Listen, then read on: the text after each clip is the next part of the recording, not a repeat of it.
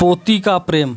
मम्मा एक समोसा दादी माँ को भी दे आऊँ? तुझे कितनी बार बोला है कि यह उस बुढ़िया के लिए नहीं बनाया है मैंने। चुपचाप खा ले वरना तुझे उस बुढ़िया के साथ कमरे में बंद कर दूंगी। मम्मी का इस तरह गुस्सा देखकर बेचारी रिंकू चुपचाप खाना खाने लगी।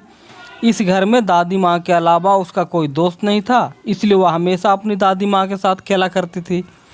पापा की इकलौती संतान होने के कारण दादी माँ के अलावा और कोई नहीं था जो उसके साथ खेल सके। पर कविता हमेशा उसे अपनी सास के पास जाने से रोकती थी, क्योंकि उसका मानना था कि वह एक अभागिन है जिसने उसकी पहली संतान मतलब बेटे को निगल लिया। अजय आज दुकान से जल्दी ही आने वाले थे, क्योंकि आज कविता का जन्मदिन था, इसलिए कविता ने पहले से ही सब तैयारियां कर रखी थी। बस अजय का इंतज़ार था। शाम को एक छोटी सी पार्टी भी रखी थी जिसमें कविता ने अपनी कई सहेलियों को आमंत्रित किया था। कविता खाना खाकर अपनी सास के लिए थोड़ी सी दाल व 2 गेहूं की सूखी रोटी रिंकू के हाथे भिजवा दी। रिंकू खाना लेकर दादी माँ के कमरे में गई। दादी माँ ने खाने अपने लिए लाई हूँ, लो खा लो, आपके लिए लाई हूँ। आओ मेरी रानी, बेटा मेरी गोद में बैठो। नहीं दादी माँ, मम्मी ने मना किया है कि उस बुढ़िया की गोद में नहीं बैठना। अगर मम्मा ने देख लिया तो मुझे खाना नहीं देगी। और पता है दादी माँ, आज मम्मा ने समोसे बनाए हैं, पर बेटा तुमने मेरे लिए तो समोसे लेकर आई नहीं। और ये रोटी कितनी रूखी है, खाई ही नहीं जा रही। दादी माँ, मम्मी ने मना कर दिया कि समोसे उनकी सहेलियों के लिए है, इसलिए नहीं दिए। तुमने समोसे खाए क्या? कैसे बने थे? बहुत स्वादिष्ट बने थे दादी माँ। रिंकू के मुख से ये बात सुनकर बुढ़िया के मुंह में पानी आ गया। रिंकी बेटा, अब समोसे और कितने बचे हैं? बहुत बचे हैं दादी माँ, अभी तो। दादी माँ, मैं देखती हूँ, अगर मम्मी किचन में नहीं हुई तो मैं आपके लिए एक समोसा ले आऊँगी। रिंकू बाहर निकलकर देखती है कि मम्मी तो अभी टीवी देखने में बिजी है। चुपके से किचन में घुस जाती है और धीरे से कड़ाह से एक समोसा लेकर अपने नन्हे हाथों में छुपाए अपनी दादी को लाकर देती है। बुढ़िया जैसे ही रिंकू के हाथों में समोसा देखती है तो वह खुश हो जाती है और जल्दी जल्दी खाने लगती है। रिंकू जब ये सब देखती है तो उसे बहुत आश्चर्य होता है। दादी माँ धीरे धीरे खाओ, नहीं तो गले में ही अटक जाएगा। बुढ़िया थोड़ी ही देर में समोसा चट कर जाती है। वास्तव में समोसे तो बहुत स्वादिष्ट है बेटा, चुपके से एक और ले आओ, और खाने का मन कर रहा है अभी। नहीं दादी माँ, मम्मी देख लेगी तो तुम्हें बहुत मारेगी और मुझे भी। अब मैं नहीं जाऊंगी। दादी माँ, उसे पता था कि अगर मम्मी ने देख लिया तो उस दिन की तरह दादी को कई दिनों तक भूखा ही रहना पड़ेगा। बुढ़िया को अब रह रह कर उस समोसे का स्वाद याद आ जाता था। बेचारी अंगुलियां चाटती रह गई। अब मैं जाती हूँ दादी माँ, नहीं तो मम्मा को पता चल जाएगा। अगर रात को समोसे और बचे तो मैं ले आऊँगी। कविता टीवी देखते हुए खाना खाया। बुढ़िया ने हाँ मम्मी खा लिया। मम्मा पापा नहीं आए तो अभी तक नहीं आए, पर आते ही होंगे। मम्मा, आपने मेरे लिए पापा से क्या मंगवाया? तुम्हारे लिए इस बार एक बड़ी सी गुड़िया मंगवाई है। और दादी माँ के लिए? कुछ नहीं, वैसे भी क्या ज़रूरत है उस बुढ़िया के लिए इतने पैसे खर्च करने की। वो देखो तुम्हारे पापा आ गए। पापा आ गए? पापा आ गए? अच्छा। अजय ने रिंकू को गोद में उठाते हुए, पता है हम तुम्हारे लिए क्या लेकर आए हैं? गुड़िया, ये देखो, बिल्कुल तुम्हारे जैसी सुंदर व तुम्हारे जितनी बड़ी। लाओ इसे दादी माँ को दिखा कर आती हूँ। दादी माँ, ये देखो पापा हमारे लिए गुड़िया लेकर आए हैं। देखो कितनी सुंदर है गुड़िया। हाँ, ये तो वाकई में बहुत सुंदर है, बिल्कुल तुम्हारी तरह है। ये लो कविता, तुमने जो मंगवाया था सब है इसमें, देख लो कहीं कोई सामान छूटा तो नहीं। और इसमें 2 साड़ी है, एक तुम्हारे लिए व एक माँ के लिए। अजय, माँ को क्या ज़रूरत है साड़ी की? उनके पास तो पहले से ही बहुत सारी साड़ियाँ हैं, इसलिए फालतू की वस्तुओं में पैसे बर्बाद मत करो।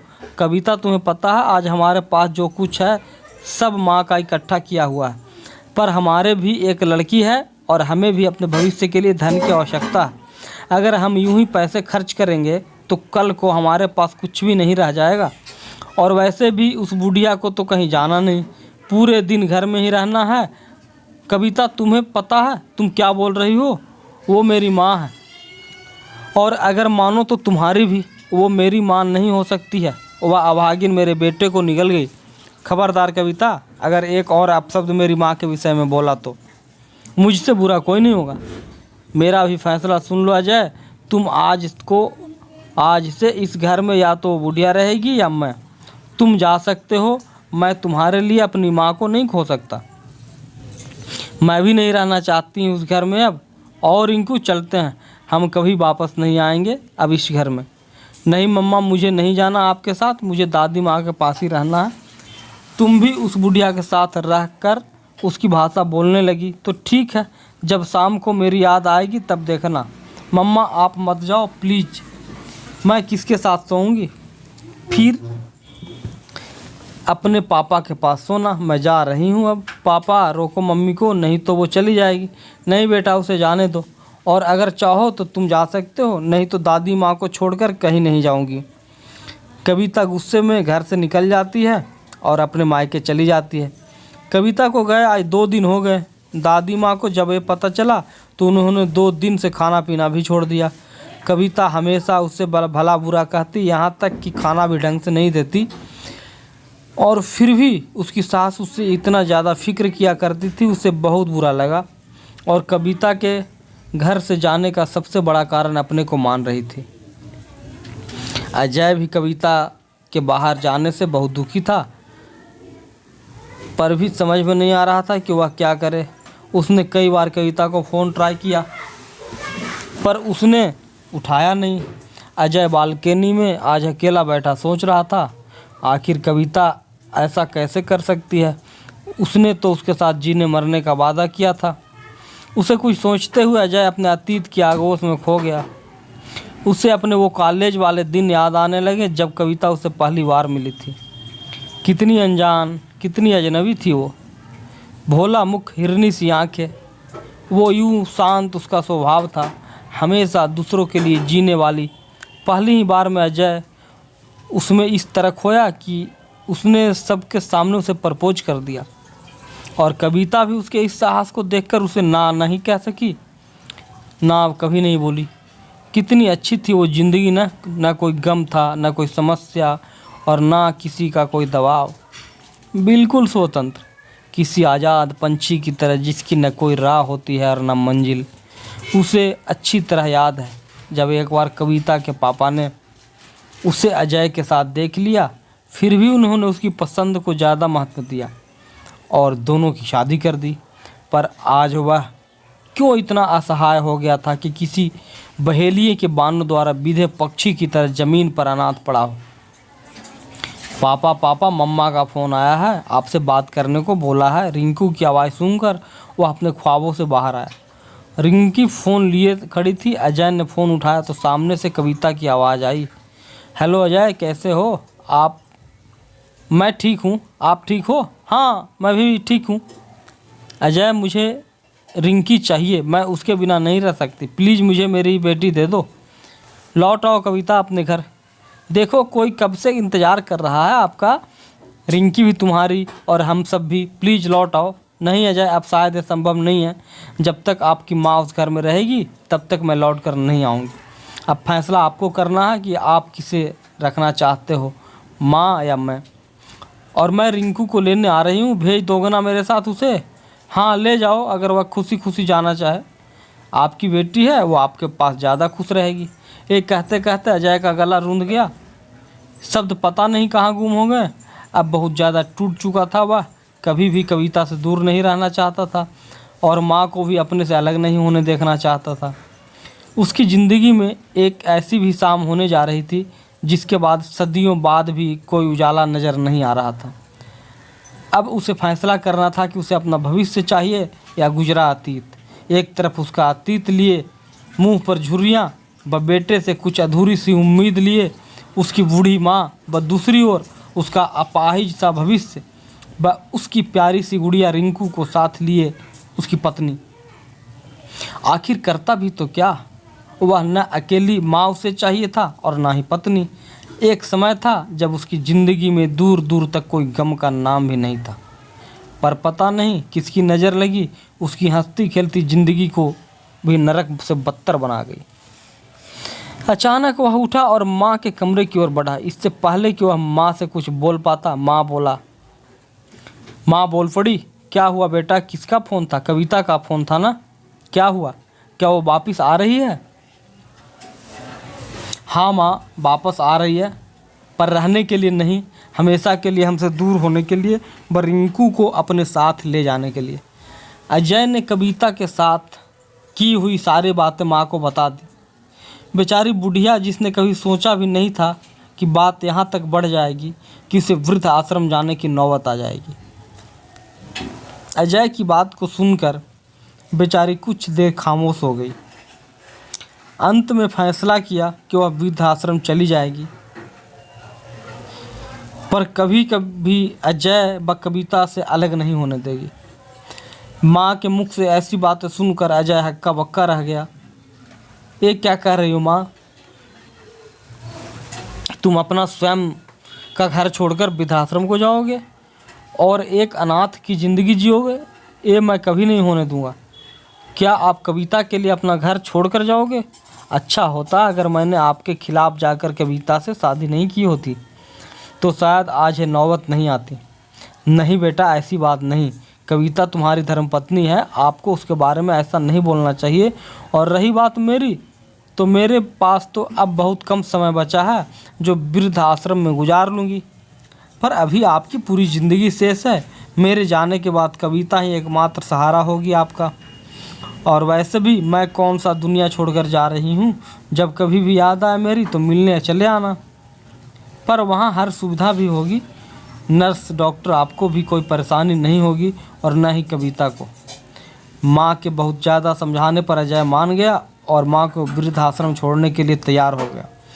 दूसरे दिन माँ का सारा सामान पैक कर अजय माँ को ना चाहते हुए भी उसकी जिद के कारण वृद्ध आश्रम छोड़ाया। कविता को जब ये पता चला तो बहुत खुश हुई कि अब उसे घर में कोई समस्या नहीं होगी और वह अपने ससुराल वापस लौट आई।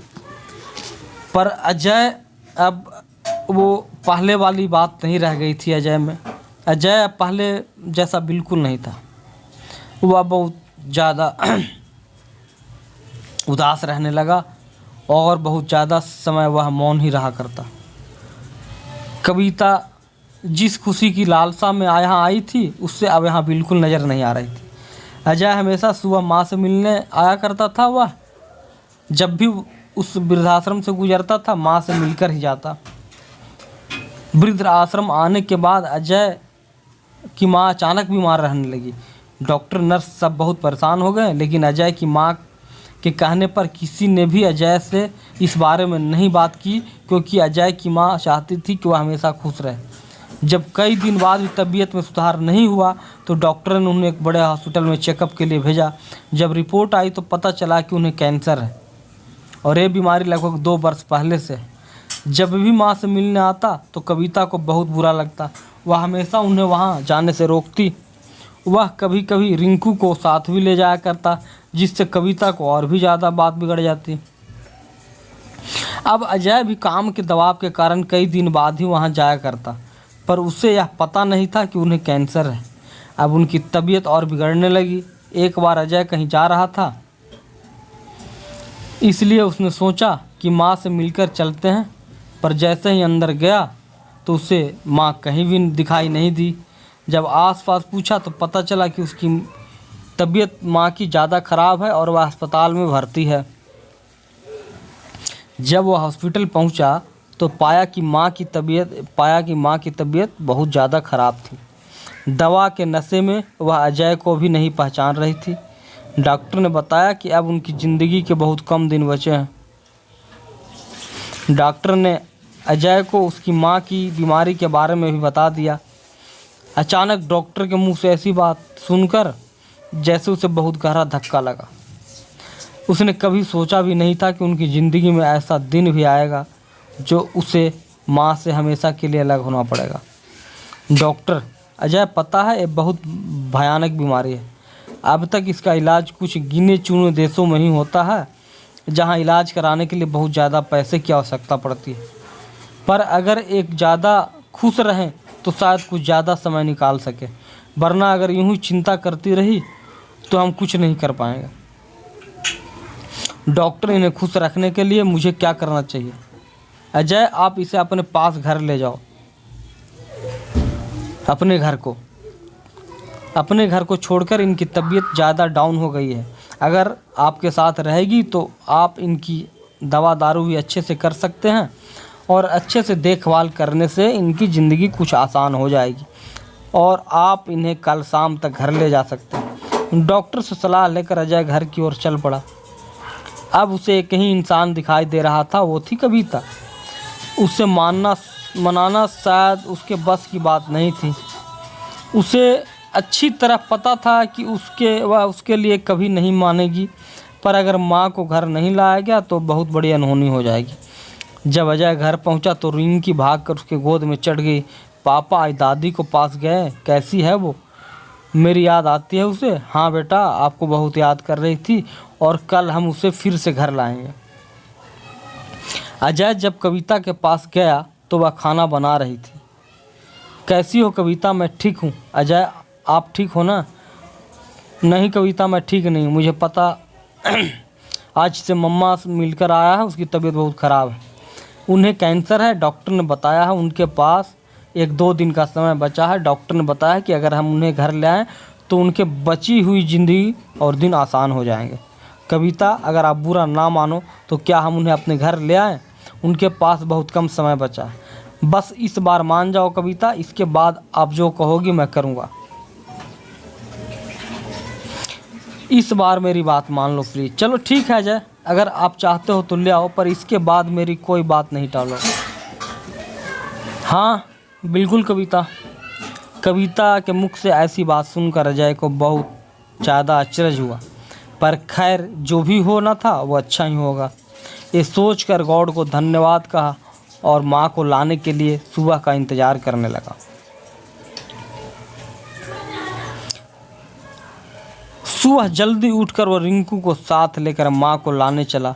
आज बहुत खुश था, अपने सब दुख दर्द भूल गया था। वह तो यो भी भूल गया था कि जल्द ही उसके माँ हमेशा के लिए छोड़कर वो चला जाएगा, अलविदा कह जाएगी। रिंकू के साथ लिए वह उसे हॉस्पिटल पहुंचा, पर जैसे वह माँ के कमरे की तरफ बढ़ा उसके होश उड़ गए। आंखों के आगे अंधेरा छा गया और आंखों में आंसुओं का समंदर उमड़ पड़ा। उसकी माँ अब उससे बहुत दूर जा चुकी थी, हमेशा के लिए उन्हें छोड़कर, प्यारे रिंकू को छोड़कर। आज कविता की भी समस्या हल हो चुकी थी। अब वह कभी भी अपना घर छोड़कर नहीं जाएगी। डॉक्टर ने बताया कि रात को उनकी तबीयत बहुत ज़्यादा ख़राब हो गई और ज़ोरदार खांसी के साथ रक्तस्राव होने लगी और देखते ही देखते उनकी सांसें उखड़ गई। दोस्तों, आपको कहानी कैसे लगी कमेंट में ज़रूर बताइएगा। कहानी पसंद आई हो तो वीडियो को लाइक, शेयर और चैनल को सब्सक्राइब करें ताकि आने वाले वीडियो का नोटिफिकेशन आपको मिल सके। बहुत बहुत धन्यवाद।